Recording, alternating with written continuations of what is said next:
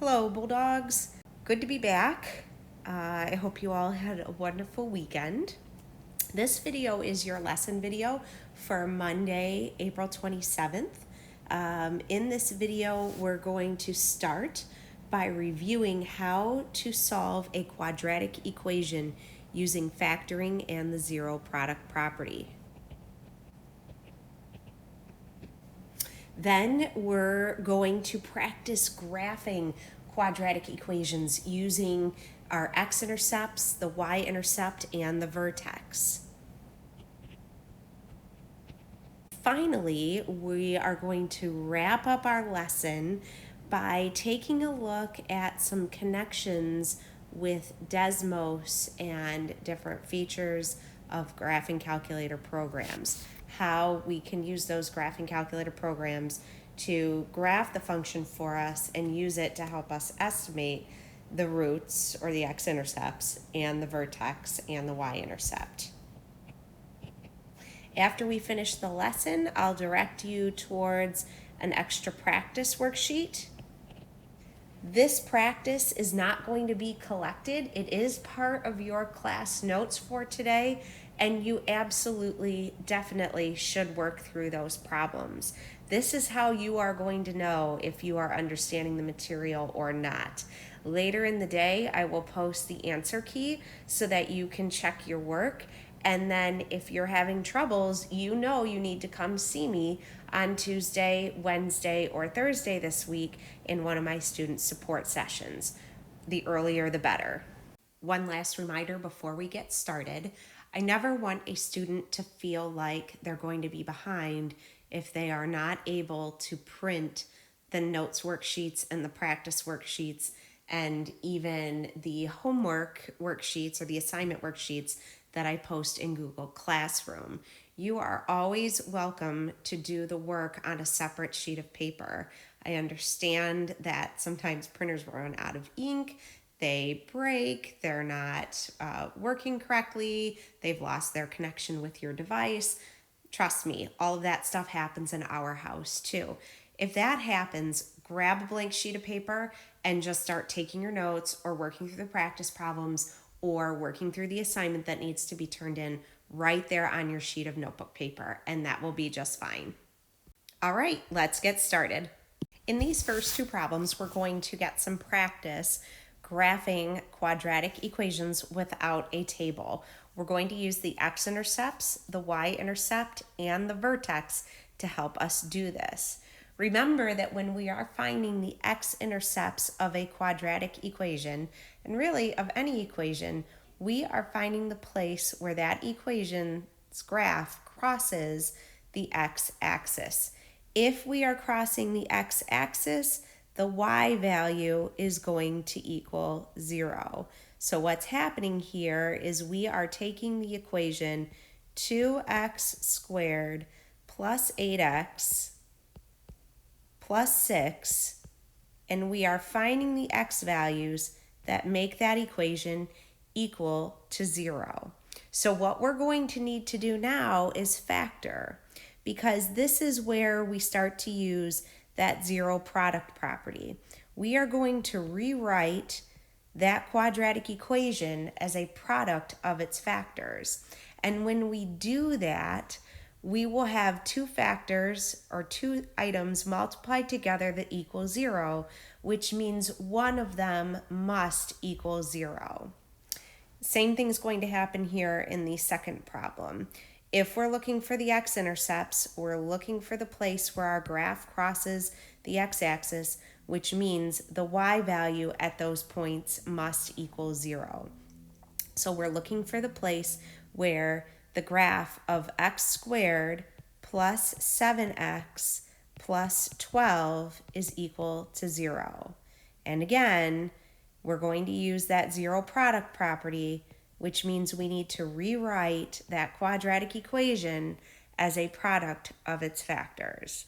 What I'd like you to do right now is stop the video and factor both of those quadratic equations for me. That's something you know how to do. Use your area model and your diamond problem. Find out what the two factors are of those quadratic equations and then restart the video and we'll continue with these problems.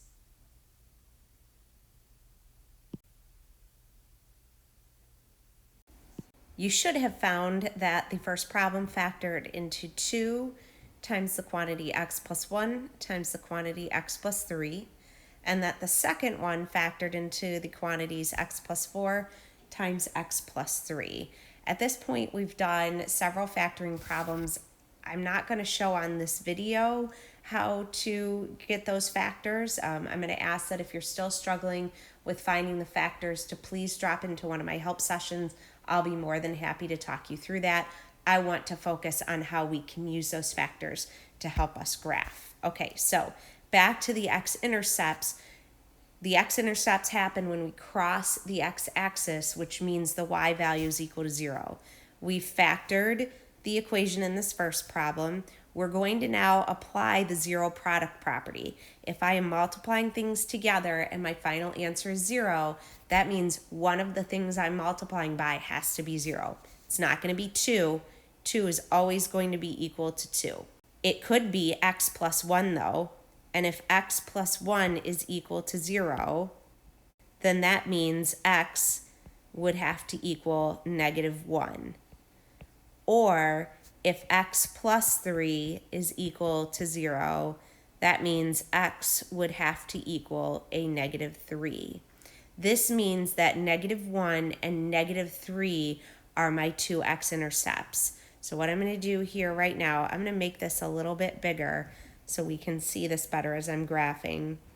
-1 and -3 are my 2 x-intercepts. Now to find my y-intercept. My y-intercept happens when x is equal to 0. So now I'm going to take that same equation, y equals 2x squared plus 8x plus 6, and I'm going to make x equal 0. Y equals 2 times 0 squared plus 8 times 0 plus 6. When x is 0, y is equal to 6. My y-intercept is the point 0, 6. Now the only thing I have to do is find the vertex. The vertex of a parabola lies right in between those 2 x-intercepts because a parabola is symmetrical. The left half is the exact same as the right half. So if these are my x-intercepts at -3 and -1, the vertex and that axis of symmetry lies right in between. My vertex is somewhere on that red dotted line, which means it has a coordinate of x equals a -2. If I know the x value of my vertex, all I have to do is plug it in to the equation to find the y value, because we know that y is equal to 2x squared plus 8x plus 6. So 2 times a -2 squared plus 8 times a -2 plus 6. This will tell me the y coordinate of my vertex. Use order of operations as you're simplifying. In the first term, we have to square the -2 first before we multiply it by the +2. A -2 quantity squared is +4, times 2 is 8. 8 times a -2 is a -16, and then I have to add 6 onto that, which means the y value of my vertex is a -2. And so what I'm going to do now is graph the coordinate of my vertex. It has an x value of -2 and a y value of -2. And so my parabola looks like this. Now let's come over here to the second problem and work on graphing this one. So again, we factored the quadratic to x plus 4 times x plus 3. We're going to apply the zero product property to help us find the roots, those x-intercepts of our quadratic equation. If this product is equal to 0, that means one of the parts must equal 0. So either x plus 4 is equal to 0, which means x is equal to a negative 4, or x plus 3 is equal to 0, which means x is equal to a negative 3. Okay, this means my two x-intercepts are at the coordinates negative 4, 0, and negative 3, 0. We should always get in the habit of writing our intercepts in coordinate form. I kind of forgot to do that on the last problem, so we're going to do that going forward. Okay, so negative 4 and negative 3 are my two x-intercepts.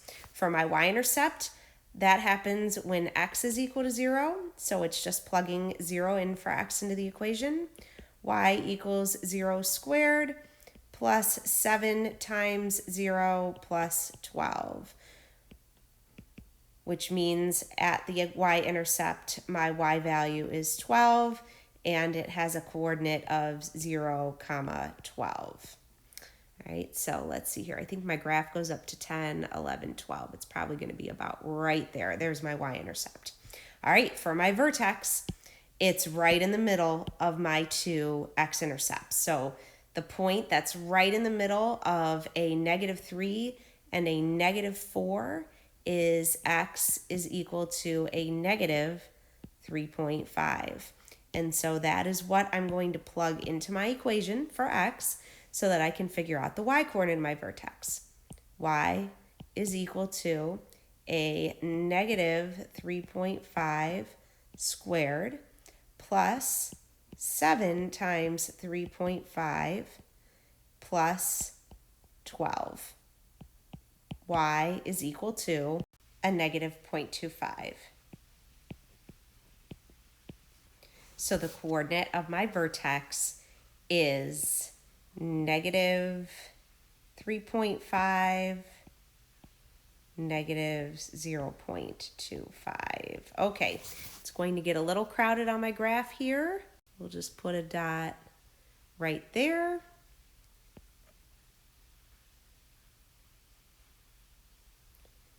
And there is the graph of my quadratic equation. So now we're going to take a look at a different equation. Y equals x squared minus 3x minus 7. What I'd like you to do right now is take a minute and find the roots, or those x-intercepts, of that equation by factoring and then solving for x. Pause the video and do that for me, and then we'll come back and check your work.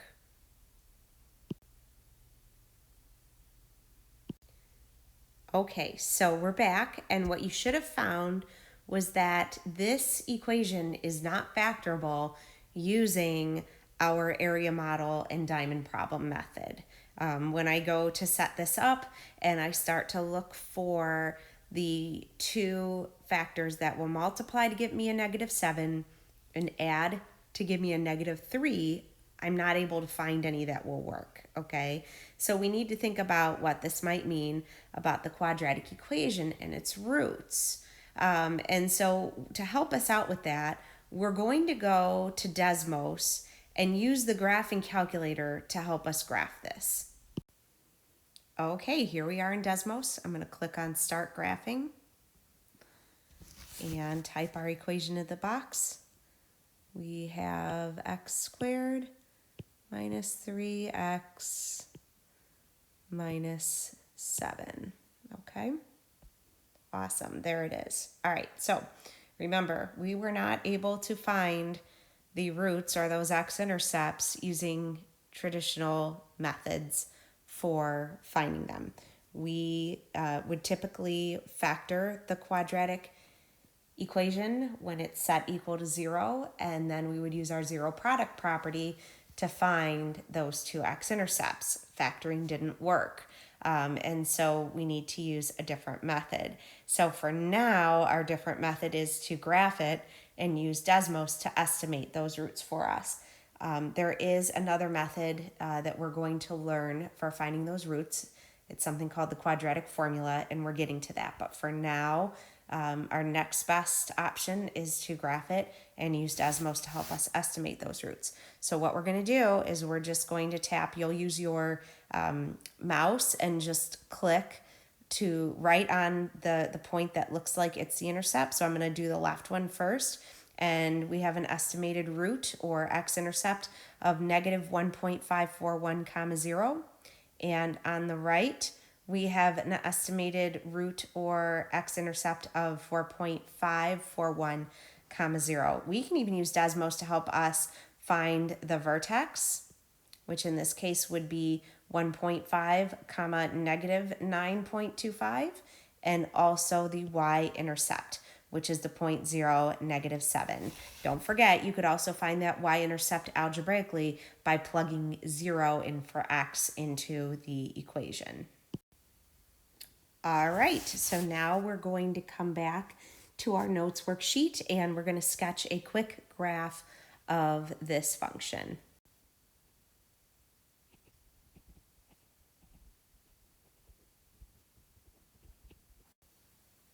What I'd like you to do right now is use Desmos to help you find the roots of the following quadratic functions.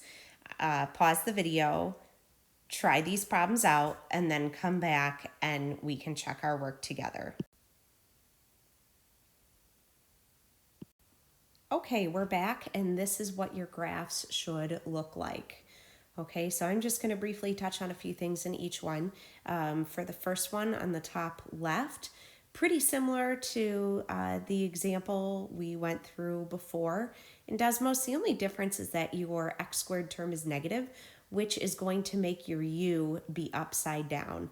Other than that, you've got two real roots, and we can find those by clicking on the graph in Desmos, and we can see that the y-intercept is at +6, and we can also find the coordinate for the vertex. In the second problem, which is on the top right, we have a unique situation here where we only have one root. The graph is only crossing the x-axis in one spot at x equals a -2. What this means is if we were to factor this, we would actually be able to factor this quadratic equation using our area model, and it would factor to x plus 2 quantity squared, okay? So x plus 2 times x plus 2, it's a double root, all right? So what that means is it only crosses the x-axis in one spot. If we take a look at the third problem on the bottom left, again, very similar to the ones we did in our example together in Desmos. And so you can find those two real roots, the vertex, and your y-intercept is at +1. The last problem on the bottom right is a little different again from the ones that we did before in that we're not crossing the x-axis. And so when that happens, when your graph is floating, like it is here in this problem, that means we have no real roots. We actually have something called complex roots, and they involve using imaginary numbers. You'll learn more about those in Algebra 2, but basically what's happening here is somewhere along the way we're taking the square root of a negative number to solve this. We'll take a look at this a little bit more closely when we learn about the quadratic formula in a couple lessons. Okay, but for right now, we just need to know that if our parabola is floating, meaning it's not touching the x-axis, that means we have no real roots. All right, so what I'd like you to do now is try the problems on the practice worksheet that's been included along with this video lesson for today. I am not going to be collecting these problems. These are all supposed to go in your class notes, just as if we were working through these problems together in class to get practice together. Later on, I will post an answer key for you so that you can check your work. If you have questions on anything from this lesson, or if you start working through that practice worksheet and you're realizing it's not going well and you go to check your answers and you find that you have some minor things wrong or some major things wrong, I want you to consider coming to one of my help sessions this week. I have help sessions on Tuesday at 10 a.m., Wednesday at 2 p.m., and Thursday at 10 a.m. The schedule and information is posted in Google Classroom.